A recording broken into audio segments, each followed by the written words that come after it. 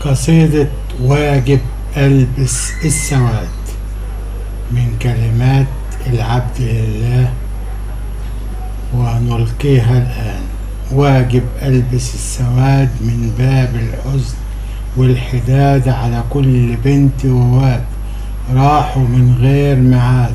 أروى كانت على المرجيحة بتيس، خطف ابن عم أمها يوم الخميس، وكتم بقها بشريط ومفيش تنفيس. من رعب البنت والخوف راحت فطيس، اللي كان في ضائقها وعاوز فدية ليها خطفها وقال أتفاوض وهنا أخليها. لكن البنت هربت منه لبريها، وطلعت بروحها للسما طايرة، عصفورة من بعد اللي خطفها وداها المنصورة. وكان وقت خطفها العصرية، وعاوزين من أمها فدية مالية، مع إنه عارف بطلاق أمها. طيب هتجيب منين فدية بنتها؟ لكنه أعمى البصيرة وحيوان.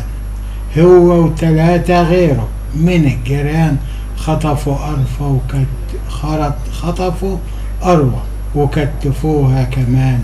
ودي طريقة كل ندل وجبان، وهو تمسكوا الجناه الأربعة، والناس من القصاص متسربعة، وأروى على الأرائك فوق متربعة.